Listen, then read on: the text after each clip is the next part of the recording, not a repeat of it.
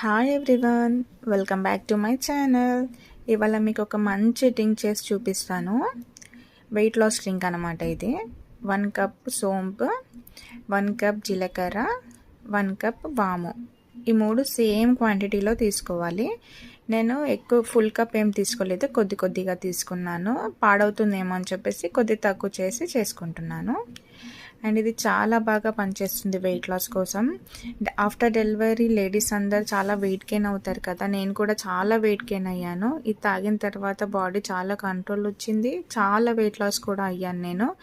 బాగా పనిచేస్తుంది ఇది. ఖచ్చితంగా మీరు ట్రై చేసి చూడండి, మంచి రిజల్ట్ ఉంటుంది. ఇది ఎలా ఫ్రై చేసుకోవాలో ఇప్పుడు చేసి చూపిస్తాను నేను. ఫస్ట్ ప్యాన్ పెట్టేసుకొని జీలకర్ర ఫ్రై చేసుకుందాము. హై ఫ్లేమ్లో పెట్టేసి ఫ్రై చేసుకోవద్దు, మీడియం ఫ్లేమ్లోనే పెట్టేసి ఫ్రై చేసుకోవాలి. హై ఫ్లేమ్లో పెడితే తొందరగా మాడిపోతుంది.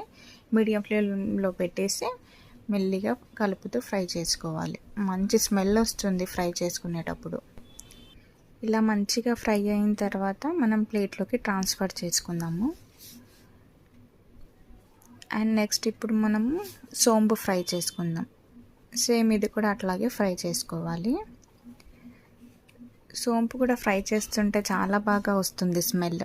అండ్ ఇది మనకి షాప్లో కూడా ఫ్రై చేసిన సోంపు అవైలబుల్లో ఉంటుంది కదా, బాగుంటుంది టేస్ట్. ఇది ఇలా మంచిగా ఫ్రై చేసుకోవాలి. ఇది కూడా ప్లేట్లోకి తీసేసుకుందాము. అండ్ నెక్స్ట్ ఇప్పుడు వాము ఫ్రై చేసుకుందాం. మంచిగా ఫ్రై అవ్వాలి ఇది, ఎందుకంటే కొంచెం కారంగా ఘాటుగా ఉంటుంది కదా, ఇది మంచిగా ఫ్రై చేసుకుంటే బాగుంటుంది. ఇది కూడా మీడియం ఫ్లేమ్లో మంచిగా ఫ్రై చేసుకోవాలి. ఇందులో నల్ల జీలకర్ర కూడా యాడ్ చేసుకుంటారు, అది చాలా చేదుగా ఉంటుందని నాకు నచ్చలేదు. సో ఇవి 3 తీసుకున్నాను. సో ఇది మంచిగా ఫ్రై అయిన తర్వాత ప్లేట్లోకి తీసేసుకుందాము. ఇవి 3 ఒకే దగ్గర మంచిగా కలుపుకోవాలి. ఇది చల్లగా అవ్వాలి. చల్లగా అయిన తర్వాతనే మిక్సీ పట్టుకోవాలి, లేదంటే ముద్దగా అవుతుంది. మంచిగా చల్లగా అయిన తర్వాత మిక్సీలోకి వేసేసుకుందాము.